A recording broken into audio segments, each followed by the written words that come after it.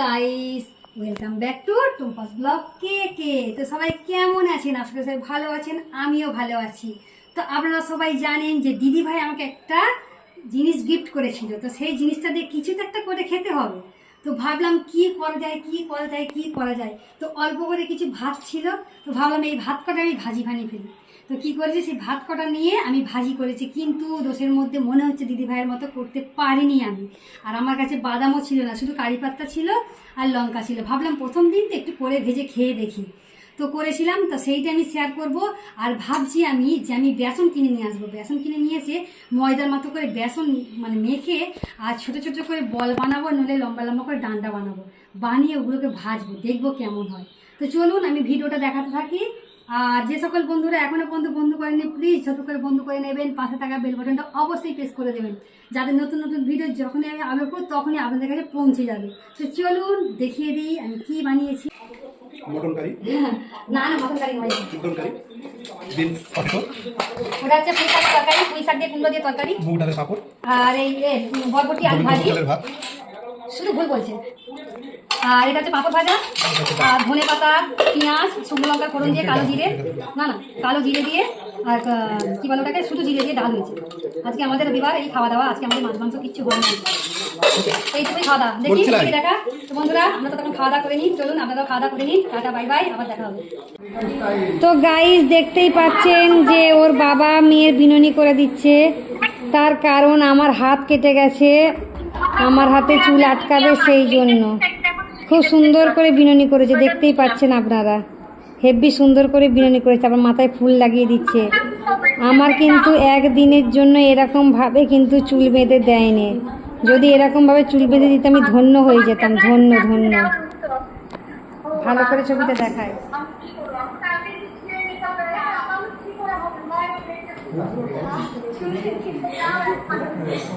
কই দেখি, এদিকে বল, বন্ধুদেরকে বল যে বাবা চুল বেঁধে দিল, সেই সম্পর্কে বল।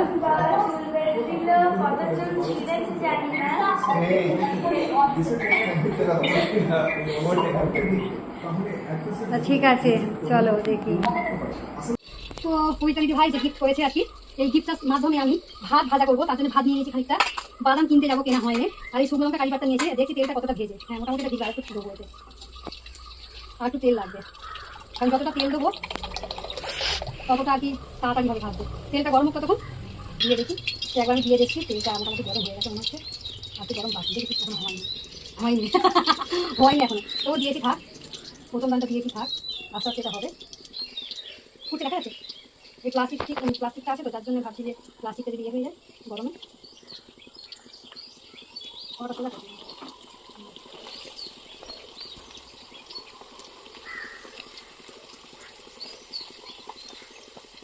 দেখি কেমন হয়, তাই না? সবাই তো সব রকম জিনিস করে খাওয়া দরকার, একটু ভাজতে সময় লাগে। মশা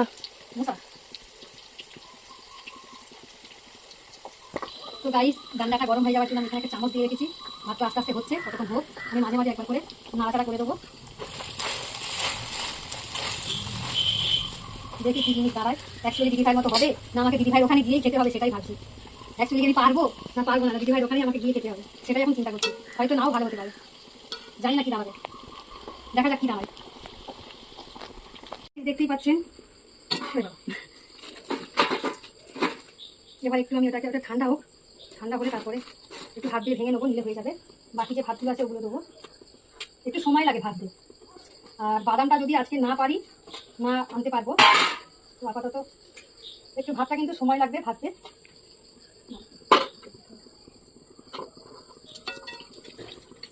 ততক্ষণ ভাজা হোক, আর এটা একটু ঠান্ডা হোক, হলে না মজমজে হয়ে যাবে, একদম মজমজে টাইপের হয়ে যাবে, একটু গরম। তারপর দেখাচ্ছেন, এই দেখুন আমি যে ভাত ছিল সেটা আমি ভেজে নিয়েছি, দেখুন কতটা মুচমুচে হয়েছে, এই দেখুন। তো অনেকটাই মুচমুচে হয়েছে, এই দেখুন। আর লঙ্কাটাও দেখুন, লঙ্কাটা বের হয়নি, মানে মুচমুচেই হয়েছে। এই যে লঙ্কাটা একটুখানি হালকা করে ভেঙে দিতে হবে এটাতে, এতে হালকা করে নুন দেওয়া যায়, কারি পাতা, এই দেখুন কারি পাতা গুঁড়ো হয়ে যাচ্ছে। তো এর মধ্যে বাদাম পড়লে হয়তো খুব ভালো লাগতো, কিন্তু বাদাম তো নেওয়া যাবে না, এখানে বৃষ্টি পড়ছে, একটু একটু দেখা যাচ্ছে না, বাট বৃষ্টি পড়ছে। তোর বাবা এখনো ঘরে আসেনি, আমাকে একটা দাও, তো বসে বসে ভালোই লাগবে। তো গাইস মেয়ে বলছে একটু ওর গালে দিতে, সেই জন্য ওর গালে দিচ্ছি। অত দূরে হাত আমার যাবে, তোর গাল আমি দেখতেই পাচ্ছি না, কি জ্বালা। তো খেয়েছে, আস্তে আস্তে খা। ঠিক আছে। আর এই দেখুন আরেকটা বুদ্ধি করেছি আমি, এই যে কিছু চাল নিয়েছি, ভাবছি চালটা ভালো যায় কিনা। আর এই দেখুন চালটা ভেজেছি, এই দেখুন চালটাও কিন্তু মজমজে হয়ে গেছে। তো চাল আর একটু খানিকটা দেবো, একটু 5 মিনিটের পরে দেবো। এই দেখুন চাল ভাজা, মুড়ি ভাজা এইসব যে বলে, তো দুধের স্বাদ ঘোলে মেটানোর জন্য খেতে হবে। দেখতেই পেয়েছেন? ভালোই মজমজ করছে। খুব সুন্দর। আপনার আওয়াজটা বুঝতে পারছেন?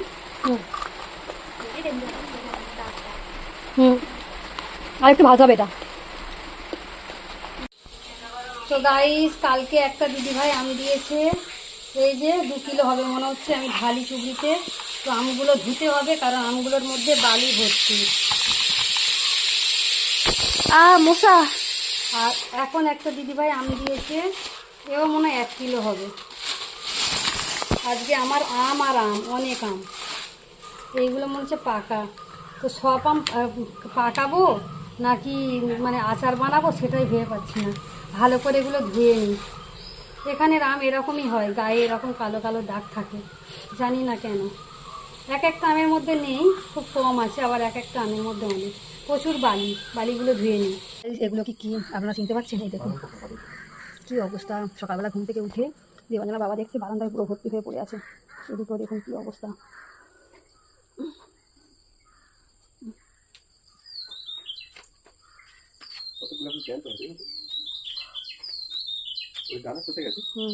কেন জানি না এরা এরকম ভাবে আত্মঘাতী হয়। আত্মঘাতী বলবো না, সুইসাইড করা বলবো, সেটাই ভেবে পাচ্ছি না। মানে ওইটা সরা চপ্পলটা একটু সরিয়ে দে। তো ব্যাপারটা হচ্ছে এটাই, আপনারা ভালো করে লক্ষ্য করে দেখবেন যে বাদল পোকা আপনারা তো সবাই চেনেন। আমার মেয়ে ভয় পেয়ে যাচ্ছে। বাদল পোকা আপনারা সবাই চিনবেন, তাই তো? তো জানি না এরা কেন এরকম আত্মঘাতী হয়, মানে আত্মবরণ করে, জানি না। চারিদিকে ভর্তি, মানে ভাবতে মানে এদের গায়ের উপর যে পা দেবো, পারিতেও পাচ্ছি না। কীভাবে দেখাবো বন্ধুদেরকে? মানে আমার বারান্দারে সব ভর্তি হয়েছে, এটা আমাকে ভালো করে পরিষ্কার করতে হবে। দেখতে পাচ্ছেন? এই দেখুন লাগ লাগ লাগ লাগ। আর পিঁপড়ে এসেছে খাওয়ার জন্য, বুঝতে পারছেন? এই যে লাইট জ্বালানো ছিল, এরকম হয়তো রাস্তার ধারে যদি ঘুরতে যায়, এখন রাস্তার ধারে গেলে হয়তো অনেক পাবো। এইরকম। তো ওর বাবা বারান্দা থেকে ঝাড়ু লাগিয়ে এখানটা ফেলেছে, দেখতে পাচ্ছেন? কত শুধু দেখুন, জানি না আর যেখানে যেখানে লাইট জ্বলেছে সেখানে কত মরেছে। তাহলে আমার বাড়িতে শুধু এই একটা লাইট জ্বলেছে, তার জন্য এত ওরা মৃত্যুবরণ করেছে। তাহলে চিন্তা করুন রাস্তাতে কত লাইট জ্বলে। প্রত্যেক পোস্টারের কাছে হয়তো গিয়ে দেখবো যে সব আত্মঘাতী হয়েছে। মানে এটা বন্ধ করতে মোটরটা। তো বন্ধুরা, সকালটা একটুখানি অনুভব করে নিই আমার পরিবেশটা, মানে আমার গাছপালা, তার সাথে প্রকৃতি, সব কিছু দেখিয়ে দিই। আবহাওয়া খুব একটা ভালো না, কারণ আমাদের এখানে বৃষ্টির সিজন চলছে। আর গাছের ফুলগুলো তো খুব সুন্দর হয়েছে, দেখতেই পাচ্ছেন আপনারা। তো আমি চাইছি যে আরও ফুল গাছ যাতে হয়, সেই চেষ্টা করছি। দেখা যাক কবে আরও ফুল গাছ কিনতে পারি। পায়ে কিনতে কামড়ে নিয়েছি রে, উফ। আর এইখানে দেখুন ঝিঙে এসেছে, জানি না হবে কিনা। এই দেখুন এখানে একটা ঝিঙে আছে, ওইখানেও একটা ঝিঙে আছে। আর এই যে কলা ফুলটা হয়েছে, দেখতেই পাচ্ছেন কলা ফুলটা আমার সারা বছরই হয়, কত সুন্দর কালার। আর এই দেখুন বৃষ্টি হয়েছিল, বৃষ্টির জলেতে জমে আছে। তো চলুন আর এই দিকটা একটুখানি দেখিয়ে দিই। বেগুন গাছে মোটামুটি বেগুন প্রায় শেষই হয়ে গেছে, নেই বলেই চলে। আর এই যে সিম গাছটা দেখতে পাচ্ছেন, এই সিম গাছটা ভাবছি দড়ি বেঁধে ছাদে তুলবো, কিন্তু সে আর মনে থাকছে না। মানে কোনো কাজই আমি আর করতে পারছি না, মানে কী বলবো, সময়ের অভাব হচ্ছে যেন মনে হচ্ছে। আর তারপর শরীর টানছে না, এইটুকুই আর কি। আর এই যে লাউ গাছ তো দিয়েছিলাম, কিন্তু বর্ষাকাল তো পড়ে গেছে, লাউ গাছ মনে হবে না, মরে যাবে সব লাউ গাছ। আর এই একটা বেগুন পাকিয়েছি, বেগুনটা ভাবছি ফাটিয়ে আর দানা বের করে শুকিয়ে নেবো। আর এই দেখুন পুঁই গাছটা দেখুন, পুঁই গাছটা কিন্তু তেমন আর বাড়ছে না, দেখতে পাচ্ছেন এতটাই হয়ে আছে। তো আর এখানে যে লঙ্কা গাছটা বসিয়েছিলাম, এই দেখুন এটা তো 2টো লঙ্কা পেকে গেছে একদম। এইগুলো কিন্তু পাটনাই লঙ্কা, জানেন? আর এই ডালটাতে দেখুন কত লঙ্কা ধরেছে, প্রচুর লঙ্কা ধরেছে কিন্তু, দেখতেই পাচ্ছেন। আর একটা জানি না লঙ্কার ওই যে কে ভেঙে দিয়েছে না কি জানি। আর এইগুলোতে আমি লঙ্কা গাছ বসিয়েছি, এইটাতে লঙ্কা গাছ দিয়েছি 2খানা দিয়েছি। এতে লঙ্কার দানা দিয়েছি, দানাগুলো বের হচ্ছে আপাতত।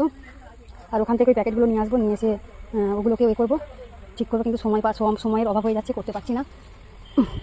দেখা যাক কখন করি। চলুন, ততক্ষণ মেয়ে ফোন চাইছে। আর এই দেখুন তুলসী গাছটা কত সুন্দর হয়েছে ওখানে, মেয়ে ওখানে দাঁড়িয়ে আছে, ফোন নেবে বলে মেয়েটাকে ফোনটা দিয়ে দিই,